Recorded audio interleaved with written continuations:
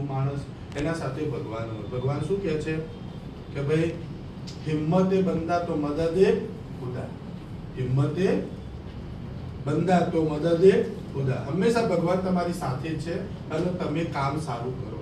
અને તમારામાં બેઠેલો જ વ્યક્તિ થોમસ એડિશન બની શકે છે, તમારામાં જ બેઠેલો વ્યક્તિ સ્વામી વિવેકાનંદ બની શકે છે, તમે જ આમાંથી, તમે અહીંયા બેઠેલા અબ્દુલ કલામ બની શકો છો, તમારામાંથી આમાંથી બેઠેલો સરદાર વલ્લભભાઈ પટેલ, ભગતસિંહ ગણો, મહાત્મા ગાંધીજી ગણો, બરાબર, લાલ બાલ પાલ ગણો, તમે મહારાણા પ્રતાપ ગણો, શિવાજી ગણો, લક્ષ્મીબા ગણો, મીરાબા ગણો, નરસિંહ મહેતા ગણો, બરાબર, આમાંથી જ તમે બની. અરે ભગવાન કૃષ્ણ પણ તમે બની શકો અને ભગવાન રામ પણ તમે બની શકો છો. તમારામાં બનવું શું એ તમારા હાથમાં છે. આપણે આપણું દુનિયા, આપણી દિશા કઈ દિશામાં લઈ જવું એ આપણા હાથમાં છે. પણ પછી આપણે જે આપણી દિશા કઈ દિશામાં લઈ જવી, જ્યાર સુધી તમે તમારા માટે કશું નહીં વિચારો સારી દિશા માટે, ત્યાર સુધી તમે કઈ સારી વસ્તુ બની શકશો નહીં. માટે મારો ખાસ તમને બધાને આગ્રહ શું છે કે કંઈક કરવા માટે તો તમારે કંઈક કરવું જ પડશે. પેલું સ્લોગન છોડ દેવાનું, કુછ પાને કે लिए कुछ खोना पड़ता है, नहीं, कुछ पाने के लिए कुछ करना पड़ता है. તમારે કંઈક કરવું છે તો તમારે એના માટે કંઈક પામવું છે તો એના માટે કંઈક કરવું પડશે. અને એવું નથી, જેટલા અત્યારે મહાન વ્યક્તિઓ છે આ વિશ્વની ભૂમિ પર જે થઈ ગયા, જે હાલ છે અને ભવિષ્યમાં થશે, એ વિપરીત પરિસ્થિતિમાં થયા છે. તમે ભગવાન બુદ્ધ જોઈ લેજો, મહાત્મા ગાંધી જોઈ લેજો, સરદાર વલ્લભભાઈ પટેલ જોઈ લેજો, ભગતસિંહ જોઈ લેજો, લાલ બાલ પાલ જોઈ લેજો, ભગવાન રામ જોઈ લેજો, ભગવાન કૃષ્ણ જોઈ લેજો, કોઈ પણ મહાપુરુષ જુઓ તમે. અરે મહારાણા પ્રતાપ ગણો, શિવાજી ગણો, વિપરીત પરિસ્થિતિ નહીં આવી ત્યાર સુધી કોઈ મહાન ના બની શકે. સીધી પરિસ્થિતિમાં કોઈ સારા, વિપરીત પરિસ્થિતિમાંથી જ મહાન વ્યક્તિ બહાર આવે. કારણ કે સ્ટ્રગલિંગ છે, સ્ટ્રગલિંગ એ તમને સ્ટ્રોંગ બનાવે છે. જેના જીવનમાં સ્ટ્રગલ હશે એનું જીવન સ્ટ્રોંગ હશે, જેના જીવનમાં સ્ટ્રગલ નહીં હોય એનું જીવન હંમેશા વીક હશે. એ ક્યારેય એ વ્યક્તિ ગ્રેટ ના બની શકે. એટલા માટે સ્ટ્રગલને તમે સ્વીકારો. તમે જો આજે એક સરસ વાત કરું ભગવાન કૃષ્ણ વિશે.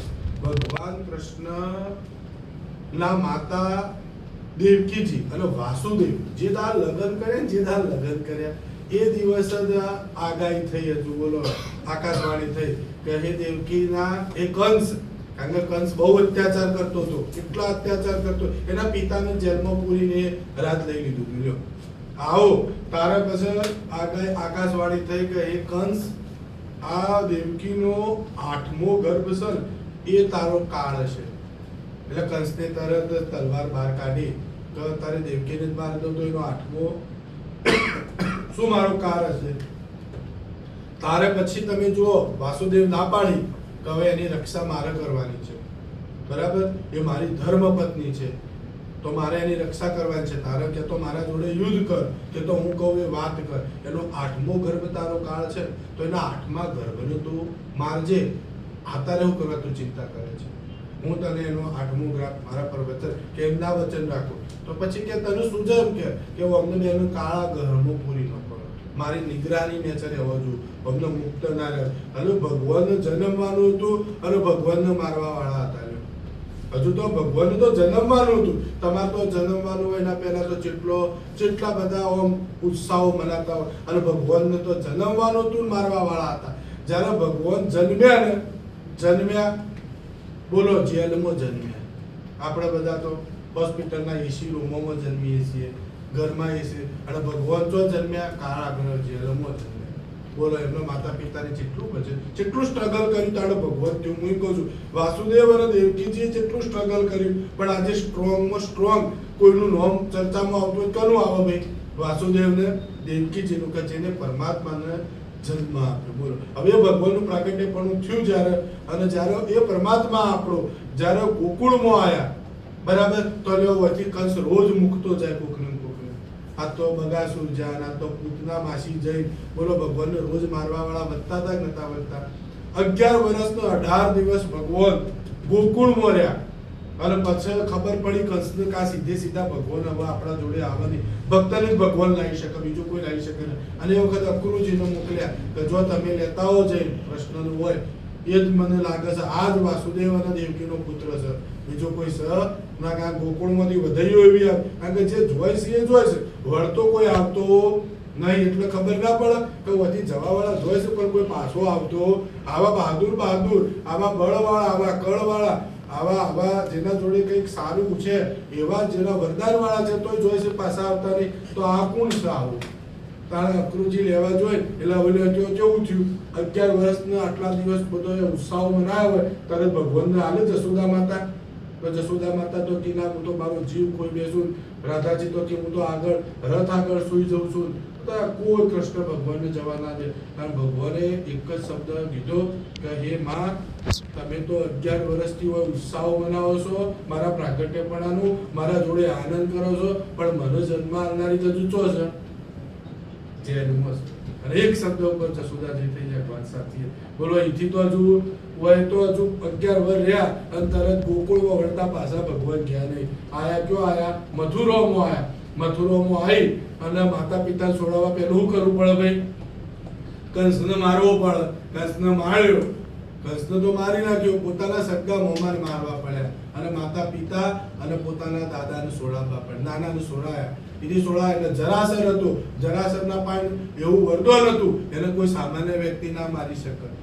એના માટે અને એને ચડાઈ કરી ભગવાને તરત ગોકુળ છોડવું પડ્યું. અને મથુરા છોડ્યું. મથુરા છોડીને દ્વારકા નગરીમાં આવ્યા. હવે દ્વારકા નગરીમાં આવ્યા અને તો જો હોય દુર્યોધન જેવાએ હસ્તિનાપુરમાં પાંડવો જ્યાં તો એમને બી આખું જીવન ભગવાન વનમાં રહ્યા, પાંડવો સાથે વનમાં રહ્યા અને બાજુમાં રહી અને મહાભારતનું યુદ્ધ કરવું પડ્યું, ધર્મનું યુદ્ધ કરવું પડ્યું. બોલો તમે આજે સંસ્કૃતિઓમાં જુઓ, તમે જુઓ હવે જે પાંડવો અને કૌરવો બે પિતરાય ભાઈઓ હતા, બે કાકા બાપાના દીકરાઓ હતા, છતાં ભગવાન બાજુમાં રહીને ધર્મનું યુદ્ધ કરવું પડ્યું.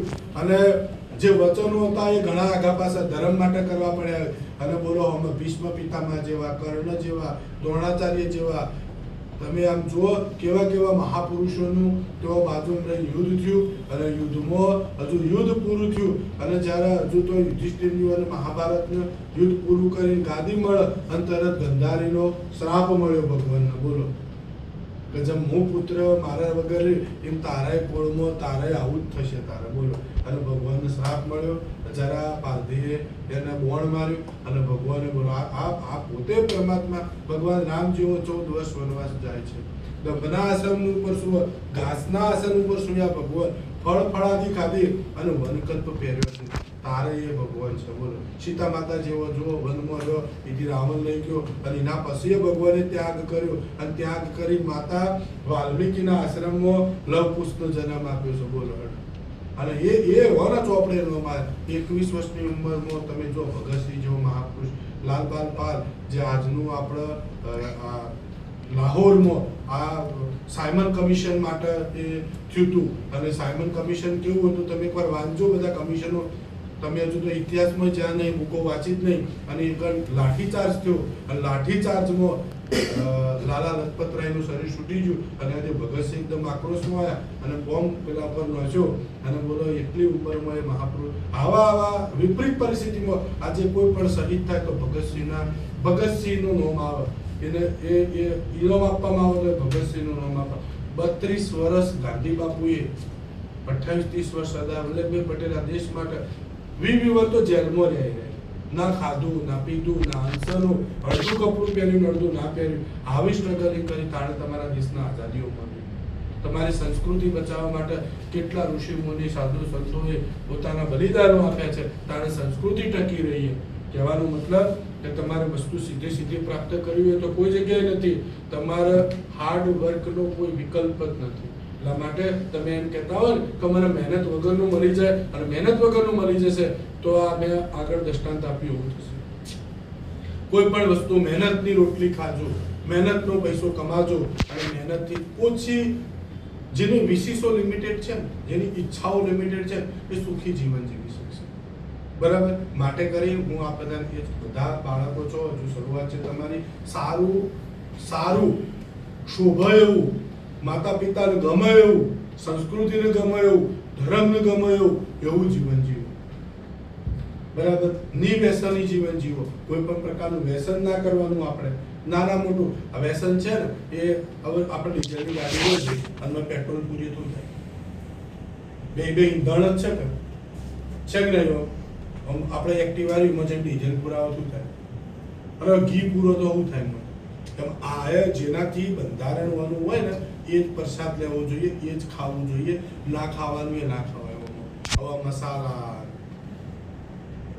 ઘણા તો સિગારેટો પીવે ઘણા તો પેલા આલ્કોહોલ પીવે આ શરીર તો આમાં એ એક્સેપ્ટ ના કરે અને આખરે તમારે લીવર બીવર ખરાબ થાય અને માણસો આપણા ઘરમાં પરિવારમાં આપણા કોઈ મસાલા ખાતા હોય તો આપણા પરિવારમાં રોજ એમના જોડે કોઈક સમય આવે ને તમારે આ રક્ષાબંધન આવે તો ભાઈ પાસે બીજું કોઈ ના માગવાનું 100 રૂપિયા 200 રૂપિયા 500 રૂપિયા ના માગવાના કદે આ રાખડી બધું કરે પણ હું માગું આપે આખું જીવન નિવેશની રહે છે જા આખું જીવન માતા પિતા છે આવા સમય માગી લેવાનું પેલું ના માગવાનું મને કુકર આપજે ને મને એક આ લકી લઈ છે એવું માગીએ કે જે આજીવન રહેવું જોઈએ અને કોઈ ખરાબી ભયમાં હોય તો આ ટાઈમ છે તમારો રક્ષાબંધનના દાડા એ દાડા માગી લેવાનું આના દાડા ના સમય લેવાનો વાત પૂરી કરી દેવાની એ દાડા પછી જોવાનું તમારે જે જોશે બધું મળી જશે પણ આ તો કુકર માજી લેવું હવે આપણા ખેડૂતો હોય ચિતાડા તો દૂધ ભરવાની બહેણી આવજો ભાઈ એટલે દૂધ ભરવાની બહેણી નહીં માગવાની આપણે માગવાનું તો અને તમે માગવાનું બરાબર એટલે આવું કંઈક માગી લેવાનું આવું નિવેશની જીવન જીવવાનું નિરા અભિમાની જીવન જીવવાનું કોઈ જગ્યાએ જો સનાતનની આપણી ભારતીય સંસ્કૃતિમાં 5 વસ્તુ છે જીવનમાં ચોરી ના કરાય જારી ના કરાય કોઈ પ્રકારનું વ્યસન ના કરાય કોઈ પણ પ્રકારનો જુગાર કે તો કોઈના જોડે કપટ ના કરાય અને કોઈ પણ પ્રકારનું આપણે ના ખાવાનું ક્યારે ના ખાવાનું જે આપણા સંસ્કૃતિમાં ના આવતું હોય ધર્મમાં ના આવતું હોય એવા કોઈ ખોરાકો ખાવાના નહીં માટે તમારું જે સારું એજ્યુકેશન પ્રાપ્ત કરો અને સંસ્કારો સાથેનું કરો અને રેગ્યુલર કરો એટલે રોજ તમારામાં નવી ઉમેદો આવી જોઈએ કે ભાઈ મારા કામ કરવું છે મારા કામ કરવું છે હાવ માય કાંગલા થઈને હું જીવન જીવો છો તમે આ ઘણા બધા માણસો છે આજે એ તમે તમારા પોતાના માટે કરવું છે તોય આટલા આળસુ છો રે તમે તમારા પોતાના માટે કરવું છો તોય આટલા આળસુ છો જ નથી તો પેલો એ બધો તો સંસ્કૃતિ માટે દેશ માટે કર્યું ગાંધી બાપુ સરદાર વલ્લભભાઈ પટેલ ગણો કે ભગતસિંહ ગણો કે લાલપાલ પાલ ગણો કે આ બધાએ આના માટે કર્યું આ બાજુ તમે જો મહારાણા પ્રતાપ ગણો શિવાજી ગણો લક્ષ્મીબા ગણો આ બધોય શેના માટે ધર્મ માટે કર્યું છે પરમાત્મા છે આ બધાએ આ બધા અને તમારે તમારા પોતાના માટે કરવું હોય તો હજુ 8 વાગે સુધી ઉઠાડવા પડે તમે ભાઈ ઉઠક બોલ ઉઠક આજુ જોડેમાં આ જઈને આગળ હું વચ્ચી આમ 100 વાગે 5 વાગે તો આખા ઘરમાં આપણે પહેલા ઉઠી જવા જોઈએ વાંચવા માંડવા પડે ઓકે એટલે આવું સરસ જીવન જીવવાનું અને ઉચ્ચ કોટીનું જીવન જીવવાનું સરસ વાત કરો